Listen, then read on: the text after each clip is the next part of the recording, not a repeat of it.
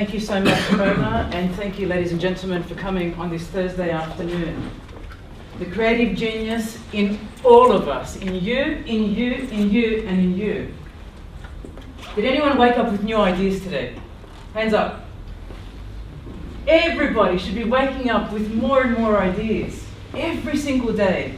How to do your job better, how to get the kids on time to school, how to make a product work better, how to get those niggly things that we don't like about the products we create out of the way and out of the system. But it's hard. Lots of us have great ideas, but executing those great ideas into finished products and commercializing them is really, really, really difficult.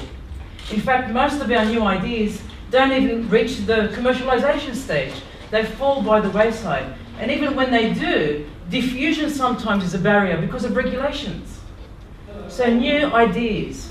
How do we encourage these in ourselves? We all have them because of the basic premise. You were created, I was created, we were all created. And because we were created, there is this thing in us called the creative genius, which helps us and helps us to create others, things, processes, products. And it happens when two of us get together. It doesn't really happen alone. And the two of us could be a thing and a person, or a material and myself, or two people and materials, rules, environments, cultures, our backgrounds, the values we have. The values we have. The values each one of us have are not the same. Communally, we do believe in an ethics, right? In a human rights, that we all have a chance at an equal life, that we've all got a chance to live, that we've all got a chance to prosper equally, that we all have a chance at basic things like shelter and education. But when we come down to very specific points, when we're productizing, these values are different, but we come together in these things we call organizations to build things and create. And there has to be a common value of some type, or we're just followers. One of the big problems we have today is coming into organizations and leaving our values on the door and then just going inside and going, well, today I'm an android. Well, I worked for Anderson Consulting back when the consulting company existed, and we called ourselves Android long before the Android came out. That was back in 1996. Other people call themselves Google something. You know, we have names for our organizations. Nortellians, for those of my past colleagues at Norton Networks. We were called Nortellians, as if we were some kind of Martian. But the quick question is here. Do you continue throughout your day with those ingested, perhaps born with, perhaps developed by the environment you're in, perhaps by the cultures you've been growing in? Do you come into your organization and do you keep those values throughout your day? Most of us don't. It's too hard. Most of us, when someone says something and it contradicts with our beliefs, just let it go. It's easy just to let it go. It means you don't come into conflict. But technology has no ethics, ladies and gentlemen. And we're creating a new field for the last 60 or so years called tech ethics. Tech ethics do exist, but the machine itself, for the time being, has not been imbued with ethics. It doesn't come with its own set of ethics. You create. And whether you believe that technology is ingested with principles inherent in the development, whatever that artifact is, or you believe in social shaping, it doesn't matter. Because in the end, the device itself has no ethics. This chair has no ethics. But I, as an engineer, build it so that somebody who sits on it doesn't fall down and break their spine. I create a sturdy artifact that someone has a use function in it. But the challenge I have for you is to actually not let go of those values. Because if you don't know what your values are, the chances are the things that you create have no values or have mixed values. So if you can't write down the 3 fundamental values in your life, the technologies you build and the machines of the AI nature that we will build tomorrow will have one confused hell of a bucket of mixed AI values. Because the people building them, you and I, won't know what to put in them. So either we're going to communally come up with tech ethics that we all agree on, Or we're going to have robots that are basket cases because they have no idea what's right and wrong. So what are your values? And if you don't know, you have to know. Try writing them down today. And in 2 weeks' time, repeat the same experiment. The man who's at the helm of creating standards for IEEE in the space of autonomous systems, John C. Havens, the P7000 series of standards, talks about values in his book Hackathon. And he says, just do this basic experiment. Instead of 3, maybe 10. And in 2 weeks' time, write down your 10 values again, in order of priority, and see if they match. And if they don't match, keep doing this experiment until they match, and until you are aware of what you stand for. Because if you're not aware of what you stand for, your products, oof. The next challenge is, as you walk into iAccelerate the next time, or you walk into your offices locally here in Wollongong, or all over the world, don't leave that coat that has the name maybe Katina's Ethics or Morals at the door. Take that coat throughout the 24x7 cycle and see how hard it is, but also see how much you can add. Don't keep quiet if you don't agree. We've got all of these things happening internationally. We can point to lots of things. And I'll let our guests in a moment talk to you about new technologies and emerging technologies. But back to when I was here on campus, on the main campus, working for Nortel in 1996. A couple of years later, I turned to the back of the Nortel World newspaper. And for those of you who are from Nortel, you will remember we used to get a hard copy newspaper. At about page 30, which was the back page, I saw a little column this big, actually. Nortel sponsored Cyborg 2.0 project. Professor Kevin Warwick gets an implant, trying to help people who have had spinal injuries basically have some kind of brain-computer interface so they can think and then perhaps have an action occur, like move a wheelchair or pick up an item. That was a long time ago, over 20 years ago. We're still talking about these things, but we're a bit further down the track these days than we were back then. So the whole concept of new technologies, of emerging technologies, is the here and now, is those things being developed. I mean, the definitions in the encyclopedias and the books all say between 5 and 15-year horizon could be considered an emerging technology. But I just talked to you about a device that was identified back in 96, 97, 98. Even Nortel was thinking to co-sponsor with British Telecom, BT at the time, for brain-to-brain interfaces. This was happening on our campus in 1996, guys. This ain't new. You know, don't think this is new stuff. BBI is old stuff. So developing to me or emerging is not just a 5-year thing. It's a 20-year thing. It's a 20+ year thing sometimes.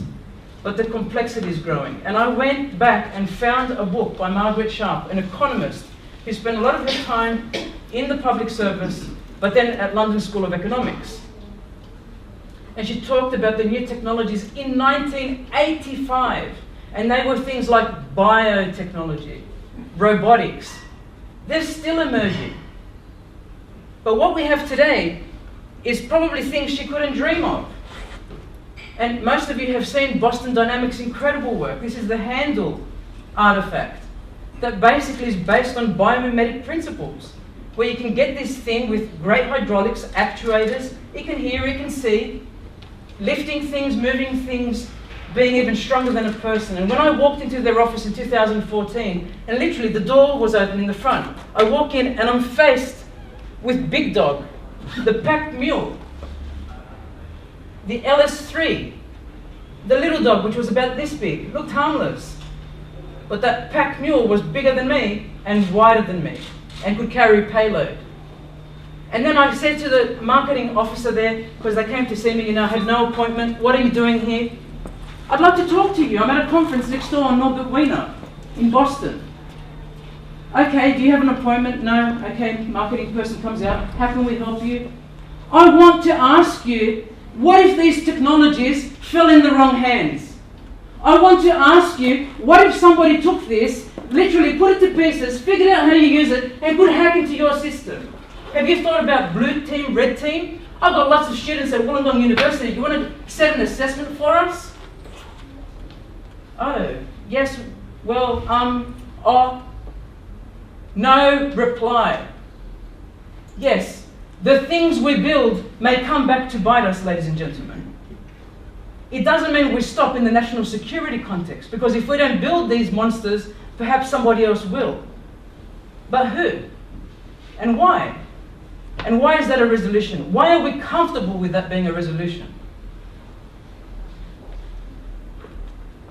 I think this is the most beautiful face in the world, says her creator. A robot woman. Yes, we have sex with robots today, and you can solicit these services. You can buy 10 of these perhaps and put them in your closets. But the responsible roboticists say, no sex with robot children. Just sex with robot adults. That's okay. Because supposedly that's going to end prostitution and end slavery, instead of create more hate in us. So yes, let's create 50,000 million of these things. Let's release them everywhere. Let's get our pleasure fixes. And let's say to ourselves, is this really going to help us? Is having secretaries and assistants that look like this going to help humanity? Is that where our ethics should be? Perhaps. On heavy lifting, if it didn't look so much anthropomorphized, that's not a bad thing. I'd love the fact that if my dad didn't have to have broken feelings most of his life carrying 400-kilogram drums from one side of the factory to the other on these trolley wheels, maybe it would be fantastic for him. But I'm sure there are other reservations that we have.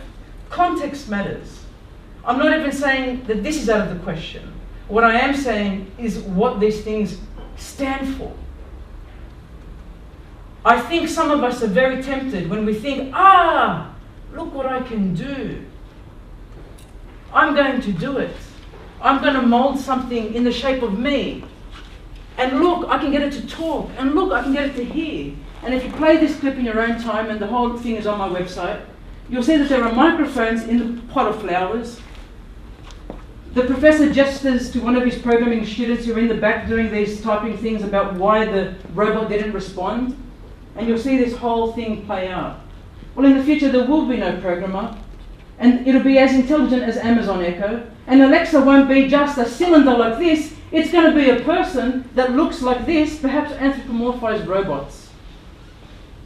And what happens when the commercials get to the stage, because they will, where people go, Alexa, play my favorite music. Alexa, come and rub my backside this way. Okay, that's where we're going.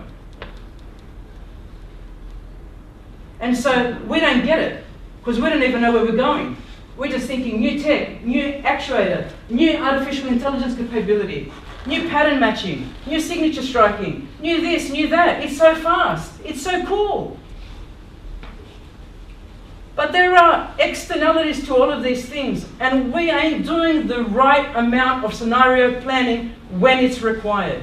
Because we just want to release. There's pressure from grants. There's pressure from angel investors. Yes, there is. There's pressure from universities to get output out. There's pressure from companies to keep shares up. There's pressure from employees who are just thinking fame. I will be the person remembered for this particular innovation. There's pressure from everywhere. And none of us are slowing down. Last time I checked, my inbox was more flooded than the day before, and the day before that. Last time I checked, there were more video clips online that I had to see in order to get ready for this talk. Last time I checked, less people were actually really talking to each other. But if we're not going to slow down, and we're not going to think about the implications, not even for 5 milliseconds, because we think, wow, wait till we get this to market and push it out, and we're first mover advantage and blah, blah, blah, then we collectively, and our kids and their kids' kids, are going to have to live with the aftermath, positive and negative. And on that point, unintended consequences are not always negative. Unintended consequences could be fantastic. But then you're playing a weighing game between the aftermath and the positive things, which will eventuate. Every single tech today we show you will have brilliant, brilliant outcomes and sucky, sucky negative outcomes too. But life is somewhere, usually as MG Micro says, in the middle. It's a bit centrist.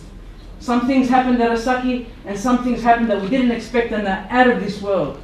Like having security when we're perhaps suffering from some kind of fall down alert and need to get authorities to us. I reckon that's awesome. The mobile phone is the best thing that could have happened, and perhaps the worst thing that could have happened, depending on who you talk to. Depending if you talk to the mother of a child who's addicted and can't get rid of the phone, or is suffering from anorexia because she did A, B, or C with the phone and accessed information on a praising anorexia site. That is not the fault of the technology, but it happens. It happens. It's a consequence. And it could have happened to all of you who say yes, it could have happened if you were offline too, for sure. So the next 10 minutes are going to be introducing the brilliant, and I call these two guys brilliant, Steve Stevens and Shanti Corporal, to tell you about their business in new technologies.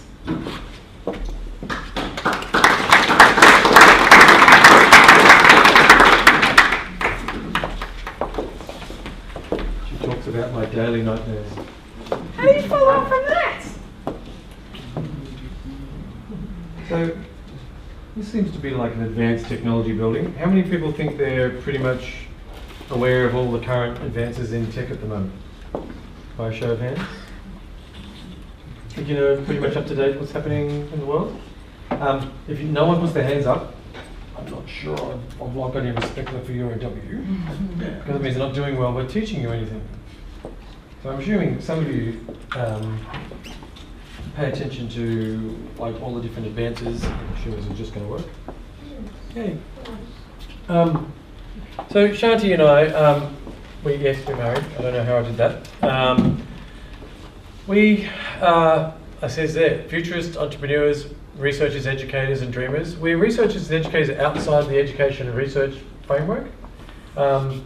We've done well enough that we just set up our own research facility like those other external places. And we like to play in extreme cutting edge advanced tech, but we care about things that you can actually buy. I guess to that a little bit of our background, what we do. We've got like I think 14 odd companies at the moment.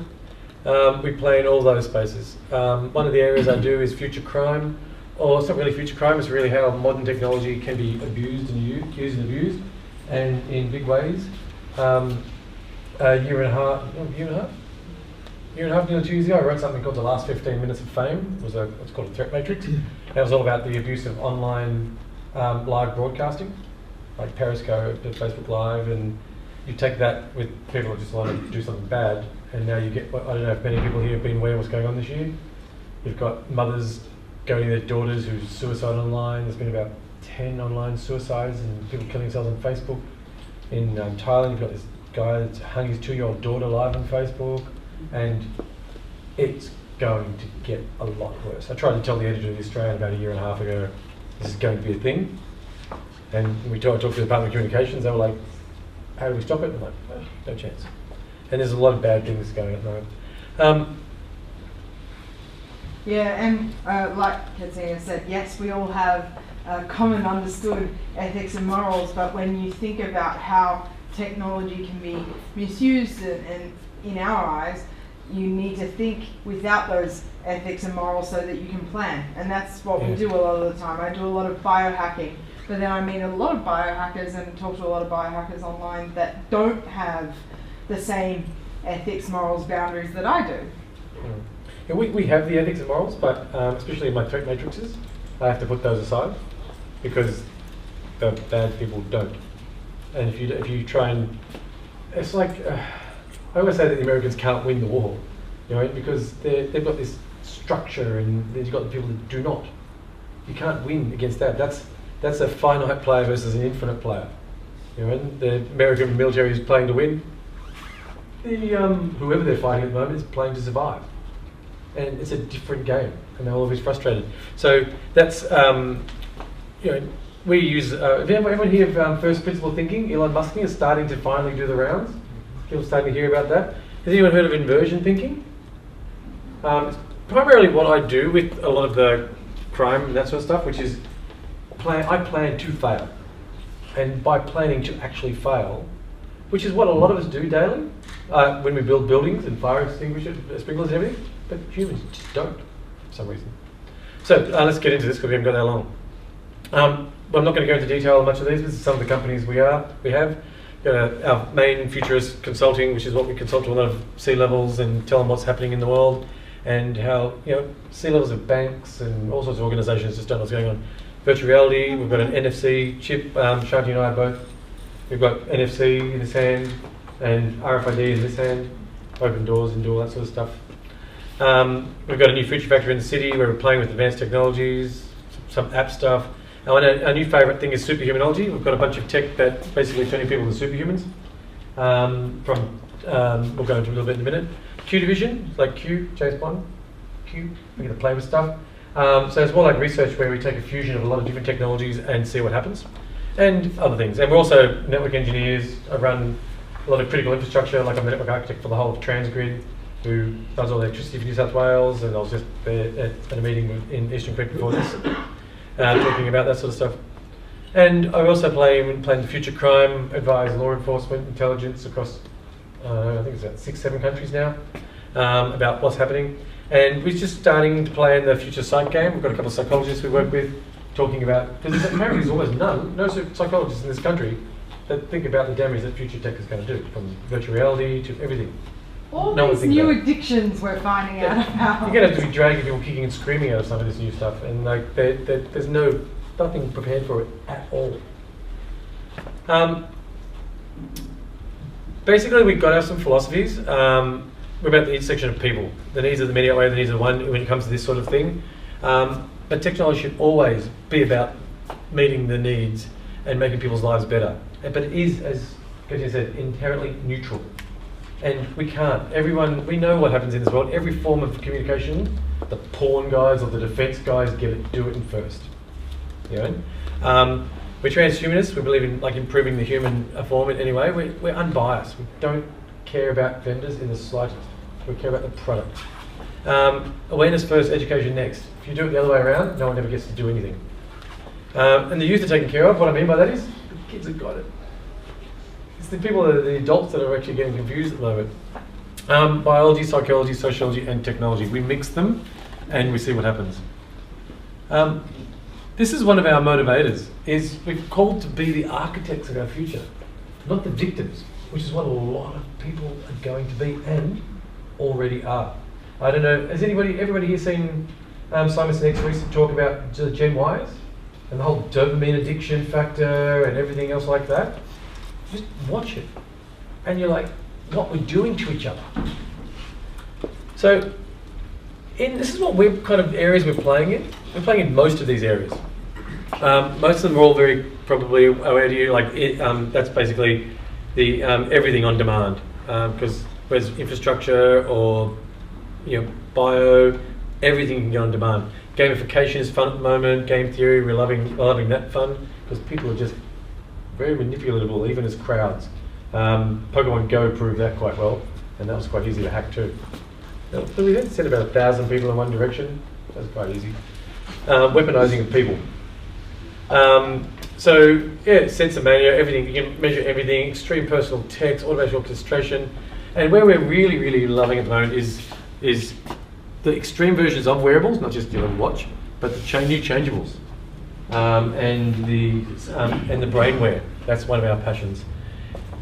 We're playing in this spaces, but they're not going to be much big yet, but they will be very soon. When Steve says we do mean next couple of years. We're very tangible. If we can play with it, we'll research it. We want to be able to physically play with things. So when we say 5 years ahead, we're like, we're playing with it. We know about it, but 5 years we're means we've got it. Play with what we can play with in the next couple of years, and that's what we really hone in on. Yeah. The biggest risk is technology itself in many areas, the brain-computer interfaces. We've got a lot of brainware stuff. I think the damage you're going to be able to do to people if you hack them in the wrong way. I'm doing research at the moment into weaponizing virtual reality and what that can do to people. It's not funny. These are things that the law enforcement, I sit in front of audiences that 10 times the size. They're all federal agents, intelligence agents, who just sit there going, no chance. They have no idea. They don't know what to do forensically. They can't walk into a crime scene or the house is burned down and know that the Amazon Alexa was hacked. And don't talk about Alexa like that. She's my girl. Yeah. No, you've got your girl there. No. I'm very much. I've got about like. If it's me or Alexa, I leave. Yeah, I've got about 10 Amazon Alexas. She kind of runs my life. We go with Alexa everywhere. Yeah, everywhere. So, brainware. One of the biggest things we're loving at the moment. Absolutely loving brainware. All of this sensor tech that it used to only be available in labs. Now you can get the NeuroSky, Muse, like anyone can get this on AWS or somewhere on the internet, Amazon or somewhere on the internet for sub $300. You guys, anyone. Is anyone here aware that this is a thing? Yep. You can actually control computers with your thoughts? We've got researchers who've been developing games like this Cool. for the last 5 or 6 years. Awesome. Yeah. Problem is that most of the researchers don't realise you can go online and go click and buy most of it. We've had people turn up. I've been at events where I've had some university researchers trying to go with UNSW, and they're saying, within the next 10 years we should be able to do this, and I just pulled it out of my bag and I bought it online. I mean, the emotives or half of these things. We've got thought-controlled drones. These are all toys. The Kickstarter revolution has gone nuts, and you can buy almost anything. And there's like, where did you get this stuff? Because that's their realm, but they didn't realise that the commercial world just gone past them.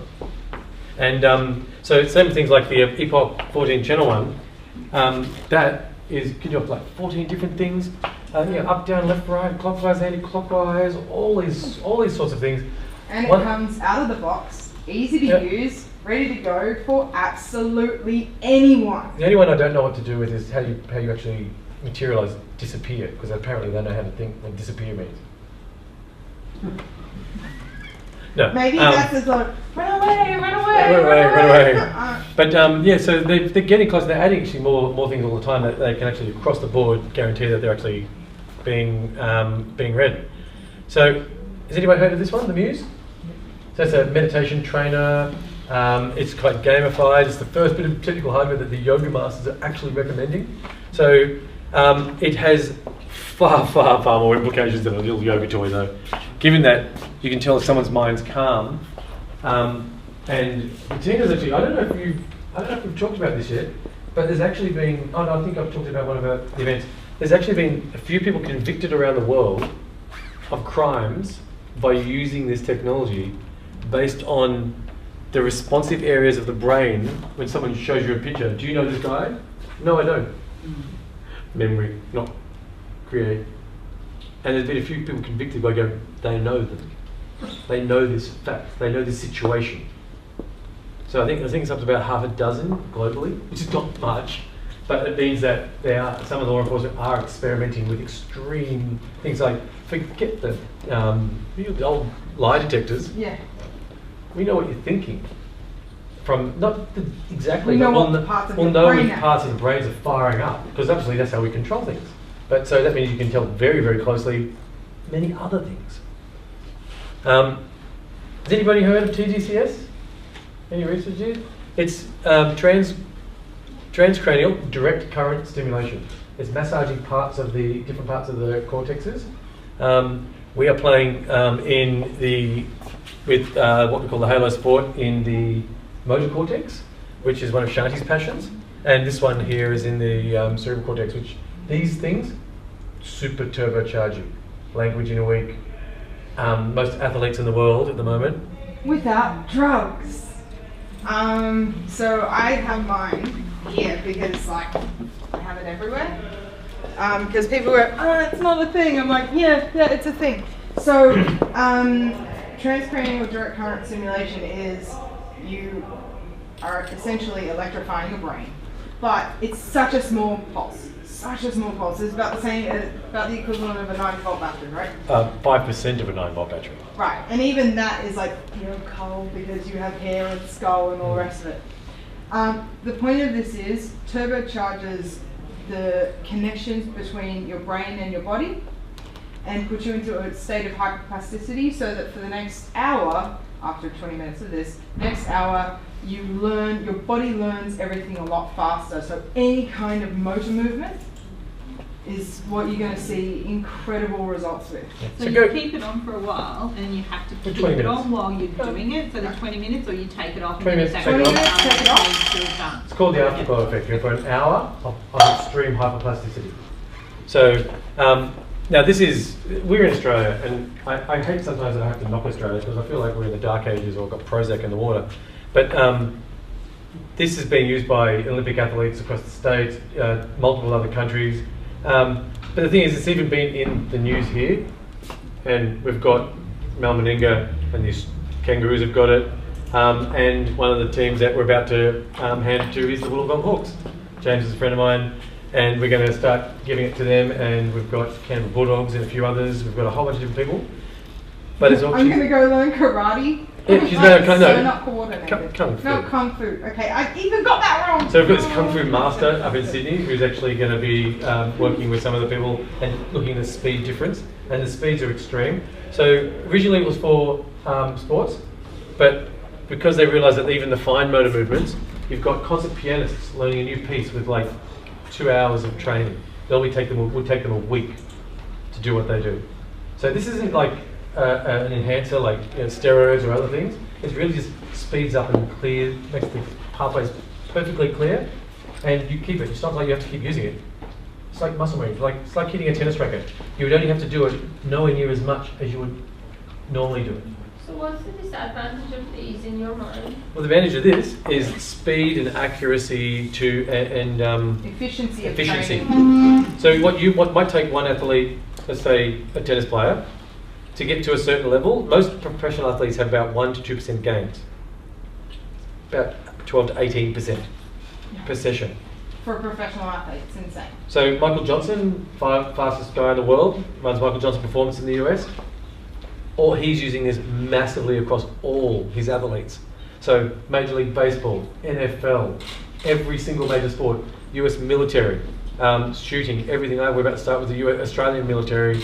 So it doesn't matter, all movement, how fast you do anything, any kind of movement, guitar, instruments.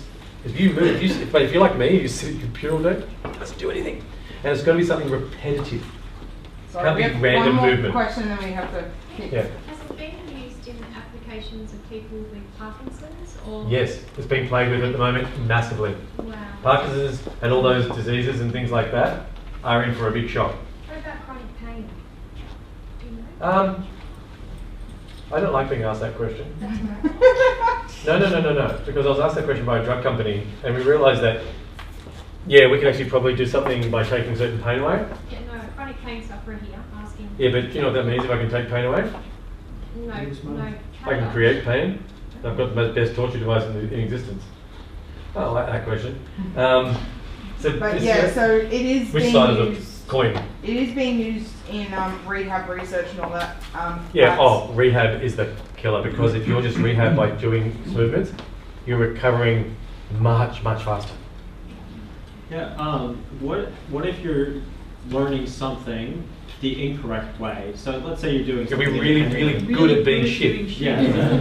So it does have that drawback to it. You will muscle memory learn that shit Muscle really, memory. really Yeah, badly. Yeah. That's what it is. Yeah. It just, whatever you're learning, you learn it a hell of a lot faster. In the US, they're calling it neurodoping at the moment.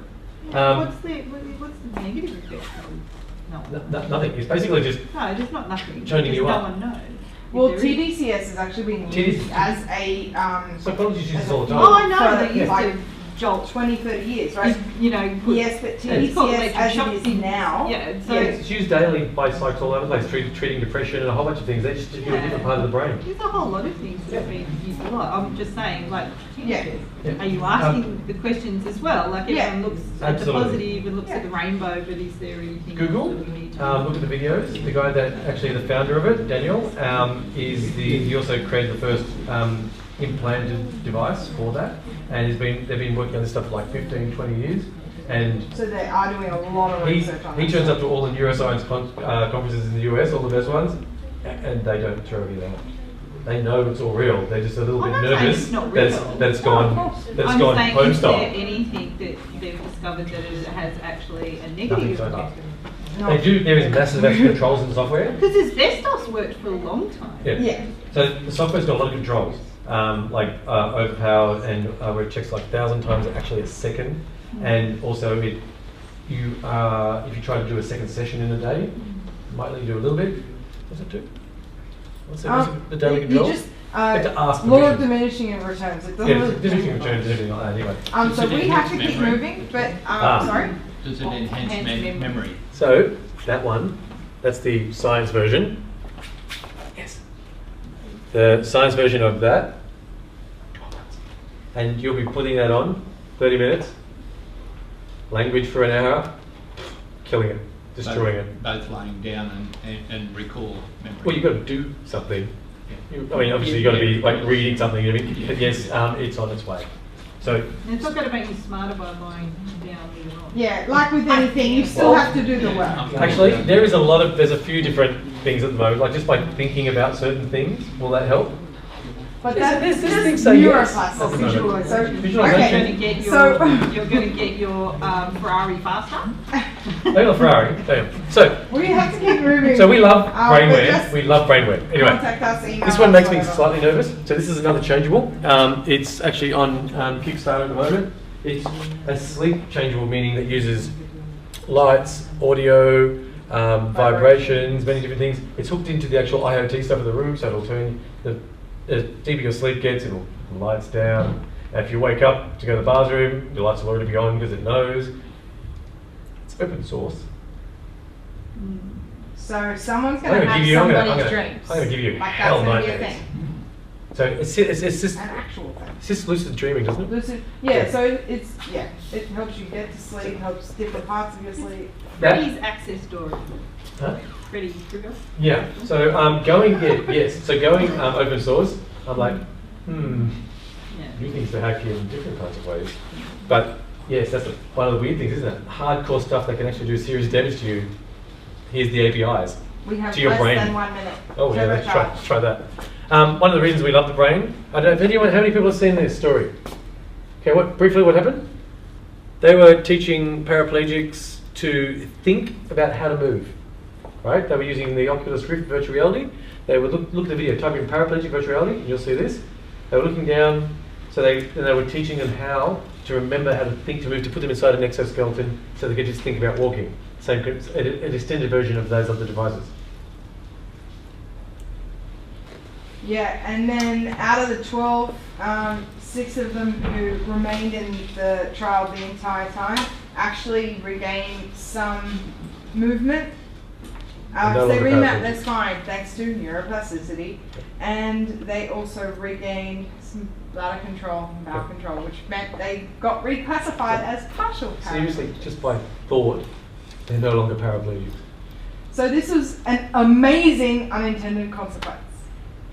Like, what the hell? Just by thinking, we have the Christian sayings, just by you can move mountains. They're just unparaplegic themselves. By thinking, now they can't walk very well, watch the video, because they're atrophied and everything else like that, but they will soon, and they've got the most important thing back, dignity. No one has to wipe their ass anymore. That's like beyond amazing. This is only like last year. I met a neurosurgeon and I showed it to him, and he was just freaked out, and I said, so what are your people doing? My people can help them more. And he was like, that's not fair. So that's an emotive hooked into his car, thinking to drive. That's what we can do already. Left, right, speed up, speed down, type in, driving by thought. So we're just quickly going to zoom through the things that we're interested in. Software-defined everything, controlling everything. Voice control, we talked about the Alexa before. I've got heaps of them. I love them. We like to blend them with other things as well, like control network infrastructure, just by speaking, homes and everything like that. They also terrify me. and obviously to control all of that. And that's only getting insane at the moment. I buy almost everything I can, or was, but now like the new things coming to the market to the tune of like 400 to 500 a month new products. And China is so amazing right now. No security protocol. Yeah, no security protocol. The Telstra Connected Home stuff, don't use it. This is the new wave that's just hitting. You know, little vacuum cleaners that clean your house, little robot vacuum cleaners? So they've mated one of those with a little security camera. That will wander around your house, motion detect, watch what's going on, and phone and tell you, or you can just use it remotely So you to can walk annoy. around eating a cookie. Yeah, and so it you- would just start up and follow you around. Exactly, and you can also remotely, while you're out, just sit here, hit here right now and terrorise your cat. Which is what the videos are being done at the moment. It's really hilarious. But now it's Because so, weeks. yeah, wandering around your house, your own security guard. Make that about this big from Boston Dynamics. Ouch. Smart drugs, nootropics. People know that? Have heard of that? Yeah. Cool. Good. Welcome to our life. What am I? I'm on day 3. Yeah, I haven't slept for. I go for several days. I'm on day 3 without sleep at the moment. And If you have a medical background, yeah, I get it. I Yeah. know. so, but I don't do that. I'm fine. I can drive better on the 3rd day than I can on the 2nd day. 2nd day I'll kill myself. He's joking. Um, We don't let him drive on 3 days no sleep. Don't. Not when you're around. This is going massive. So the only reason we're talking about it at the moment, and we talk generally to people about it, because I'm not promoting any types of different things, is 24% of students in the US are using it at the moment. And the funny thing is, if you don't have context and know what's going on, it's been in the news here, in 2015. But if you read something, same as the Mel Meninga with the halos, big article in the newspaper. But when you read it and you don't understand the words, you're like, just continue on like we're talking about the NASDAQ or something. You don't have the context, so you just move on. This stuff's in the news all the time. Everyone like, what's his 4-hour work week? Tim Ferriss. Tim Ferriss? Do people like Tim Ferriss? He talks about it all the time, you know. All these guys use smart drugs of one form or another, except the one who's dead. But most of them have admitted to it, including Stephen Hawking. We play with NFC, as we said before. We love the different security aspects of it. We don't really carry keys. Just start our cars, do whatever, open our doors, all with hands. That's what's in my hand at the moment. It's not real information, except my website, and your phone number, and my phone number. So that's what we're playing around with, experimenting. I'm putting them in dementia patients so they can be found, or people want us to put them into autistic kids, which freaks me out, but very valid purpose, being found and a police officer going and knowing where to take him. That's an awesome thing. I'm not going to go into much detail of this. This is where tech is going. We're talking about screaming edge. Molecular scanner, $300. Just hit the market. Holy cow. I'm not going to go into the full video, but it's a material sensor. Shine a bit of light, it'll tell you what it is. Inside things, anything flash color, you name it. It's awesome. Go. That's the And one that you can actually point out produce in the supermarket and tell yeah, you if it's that was us on Channel 9 the other day. Channel 9 came in and they took it down and compared Coles and Woolworths and all that things. I don't think you even need to do that. It's probably No. other places you can do. Pretty good. We all understand they're old. What's coming? So these are some of the things we're playing with. Thought communications. So if you can think it and actually talking between two people with thoughts and things like that. So actually creating artificial telepathy. You don't see much problems with that. Intent recognition rather than facial recognition. Actually intent of what people are going to do, based on their movements, expressions, facial expressions. Beyond that, into full micro expression readings, biometric manipulations. The last 15 minutes, Faye mentioned robotic witnesses. That's a very interesting thing at the moment. You'll have a policeman with a portable weapon robot he'll be standing there and he'll just sort of shoot you, and he'll be like, I hope you had a reason for that, because he saw your micro expressions and knew what was just about to happen, and yes, there'll be a gun there or something like that. So robotic witnesses are starting to be accepted in the US. Extreme and bio encryption, simulated extreme violence, that's starting to be a bit weird on the internet. There's a lot of ethical debates about that. This is the bad ouch bits, the global skills crisis. Biggest problem at the moment, we've got all this stuff, toys, tech. No one knows how to use it. There's no one knows how to use it, which means there's no lecturers lecturing in it, which means there's no courses, which means there's no students for 4 or 5 years, which means we're screwed. I'm just going to reinforce no security protocols. In nothing. In IoT, from everything from IoT security to virtual reality to all of this stuff. There is no one I can freaking hire to do most of it. It's all on the job, which means we, not just as Australia, but as a world, we're pretty screwed about the tech that's going to get in front of us very, very badly. And that's what probably I feel a lot of us are going to end up like. And it's going to hit real hard. So that's our life, and that's what we do. We play with a lot of things, and we have fun doing it. So anyone that says there's a limit, there's no limits. Especially with what's coming and being superhuman and all the different things that are available, we're going, and you've met the two here. We have to scoot off after this, but if you want to contact us, that's our LinkedIn details. Or, you know. I'll talk to Katina, and I'm sure we'll be back. Just real quick. So with that last statement, you kind of equivalent you probably to Ready Player One, I guess. You probably heard of it. Ready Right. Player One, the book. I don't read. I don't read much other stuff. I'm too busy creating our own stuff. But no, I haven't read it. No. You'd probably like it. No one mentioned Black Mirror. Seriously? Oh my god. I have Everyone heard of mentions it, Black yeah. Mirror. Yeah, Which is, I have seen it, and yes, we could do half that stuff, and it's insane. Can we thank Shanti and Steve, please? So, are there any limits is the question I have. I have about another 50 slides to show you, but I'm not going to slide you out. I want to know what you think. Are there any limits? We won't show them, don't worry. Are there any limits? Questions, comments, thoughts? Are there any limits? Is the sky the limit? Yes? We used to think it was, but now we have satellites. And we've gone to the moon. Is the sky the limit? Are there any limits? In my presentation, you can find on katinamichael.com/seminars, you'll see early footage from the 1900s of people building railways. And literally, the train is coming along the train track as these men are laying down the pylons for the train to come through. That image is amazing. These men are working so quickly, and this train is coming through. And the question I have is whether we're finished now with the infrastructure building, so to speak. It'll always continue as long as we expand as populace. And while the infrastructure's all there, we're now looking at existential growth. We've now said we've got it down pat. We've got the infrastructure in developed nations. Developing is coming along, and maybe we'll become more altruistic and help there. And now we're looking at other things because we're almost tired of the infrastructure, and we're looking at existential leaps. For example, how can I defeat death? Concepts from Descartes which have been somewhat adapted about the brain in a jar or the brain in a vat. And doing away with the body, which is that which dies, the flesh, and somehow making that leap, that connectivity, where I could be perhaps in another realm, which is equally real to me if I believe it to be so.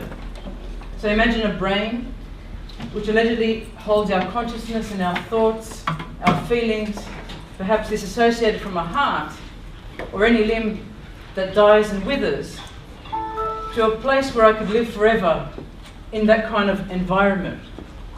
And we're already seeing the introduction of over 1 million brain implantable pacemakers for Tourette syndrome, major depressive disorder, and many other areas. People are now talking about it in the medical fraternity for things like overcoming anxiety or OCD. So if we're going down this path where we are experimenting with delicate parts of the body which govern our behavior, and as Steve said, if we can correct something, we can certainly reverse that as well. So if I know the part of the brain that goes into an infinite loop, for example, and makes me think sad feelings all the time, depressed feelings, or makes me shake in a particular way, and we do, and we can send brain stimulating electrical signals to that area when we know an EEG reading is telling us it's going to preempt some kind of episode, maybe in the case of epilepsy, then I can also send more to that area or less, depending on if we're all wearing these stimulators in the future. Medtronic, one of our big companies globally with heart pacemakers and other kinds of pacemakers, are saying we want one of these in every single person. That was in the cover story of IEEE Spectrum in 2014. It's no news for those of us who know and understand the area and the industry. Diagnostic devices, personalized drug delivery, as Shanti and Skeet demonstrated already on the market to some degree, is allegedly the way of the Internet of Medical Things. But just today, we had BBC report on the fact that 750,000 pacemaker devices created by St. Jude require firmware updates because of cybersecurity risks. That's death by internet. That's death by pacemaker. I've done it. See, Pacemakers. these guys, so true. That's the ethics side of it. Are we at the point where, like the Tower of Babel, and some of you might have seen a booklet at the front, it's an interview with an Oxford University professor, who talks about what happened during the Tower of Babel myth, the event. By the way, it's more than a myth. The Smithsonian Institute actually found the location in Babylon, location in Iraq. And basically the Tower of Babel was about engineers trying to reach to heaven by building some kind of big tower. That's why they call it the Tower of Babel, right? Of Babel. And they built and they built and they built. And they didn't understand their own limitations. The hubris was in thinking they could build right through and up high to heaven. So I'm just going to climb up because I can do it. I can do anything. So if I leave you with one last thought about are there any limits, it's knowing the limits of the human condition. We don't know everything. We haven't got evidence for everything. We are dabbling in spaces that are very complex, particularly when we're talking about the brain. In the 1930s, the physicians thought lobotomies were fantastic, didn't they? Go back and read, go and see the pictures of people in hospitals that were lobotomized. These funny pics being put into their skulls, that would make them better, right? And today we have placed so much faith in technology and in ourselves that we almost believe on small-scale studies like those done by Maybury that we can continue with brain pacemakers and everything will be hunky-dory. People won't have episodes. You know, we're talking about sample sizes the size of 14 people, 14 sufferers. And we think that's evidence? Ladies and gentlemen, brain pacemakers have also caused feelings of doom. And I found that in medical research journals. Go and look at any of them in any place that are respectable. You will find people feeling imminent sense of doom when those brain pacemakers have been switched on. And the doctor literally needs them awake to move the pacemaker so they feel lighter and they're conversing. My question is, if we are to go down the implantable space, if we think we are going down the transhumanist space, it's all good and well if we all agree with that. But there will be anomalies. There will be those who have and those who have not. I can't go without sleep for 3 days. I'm sure Steve can, on whatever he's taking. He's always been like that. Yeah, he's always been like that, I hear. But analogize now. Well, what if I can't afford his implants? What if we're going for the same job and you have a memory enhancement? You asked a great question about does it enhance memory? Yes, but maybe I can't afford that $300 piece of equipment. How do we know who's got who? How will I know who's got which enhancement, which upgrade? 1.0, 2.0, 3.0? And who's your controller? Your company, your credit card company, your telecommunications company, your electricity company? Who? Hang on, you'll have one of these chips for all of them. You can look up in the literature, ladies and gentlemen. Visa has been dabbling with these. Cisco has been dabbling with these. Amex was the company at 3 Square Market in Wisconsin that basically facilitated transactions from a vending machine with an implant. These guys smell big business, and so they should. If we are all stupid enough to go and adopt these and go, hey, this is fantastic, let's get to the next generation. But the common language is what was scattered at Babel. According to that section of Genesis 11, verses 3 to something like 12, it talks about God deciding to scatter the one language so that people couldn't communicate. Well, guess what, ladies and gentlemen? That's about to happen. If we continue down a path of upgrades, and we think we're going to evolve techno-human-wise, then some of us will be able to talk to each other because we'll just do it brain to brain. Some of us won't be able to communicate because I'll just be Katina with no implants and you'll be somewhere else in some kind of other VR space with some other kind of Cyborg 5.0. And those people who haven't got enough to eat, it doesn't matter, they're in the developing nations. We just give them goggles so they can dream about our developed world. So where are the limits? Ask yourself these questions tonight. Ask how this question relates to your work. And ask about where we're going, because the great thing is that the future hasn't happened yet. You are creating the future. The future is, if I say now, then it's the present, and the start of this talk was the past. We can't change the past, we can change the future. And so the future hasn't happened yet. Wait, yet it's just happened. But if we talk about a year, 2 years, think about the projects you're running at iAccelerate. I love what Omar said at the beginning of this talk, social entrepreneurship. The conference that you had here 2 weeks ago, 3 weeks ago, last month, was the awesome topic of topics. So I encourage you in your own work. Are there any limits? And for the greater part, there aren't if you're not harming animals and you're not harming humans. There are no real limits. Dream as much as you want. Imagine as much as you want. And that's really what the book at the front by the Oxford professor, Metropolitan Kallistos Ware, is about, from Oxford Uni. 35 years there as a lecturer and professor. It's about keep going, keep innovating, keep inventing. We have the gene in us. We're all makers, as one of my slides says. But in knowing that we are all makers, where do we draw the line? And the line is drawn with human harm, simple, and with animal harm. There's nothing really, anything else to it. It's when we cause harm to each other. And sometimes the harm we cause through our technologies is not deliberate. I'm sure the guy who created the mobile phone from Motorola was not thinking someone would be accessing it and getting behaviorally addicted to it, or accessing some anorexia site on it. I'm sure they didn't think that. But it's a powerful tool, and maybe we need to create tools to counter that addiction, as so many companies are doing now worldwide. So I'll leave you with thoughts. There are really no limits. The only limits we have is on harming each other or harming things that are alive. Thank you for your attention.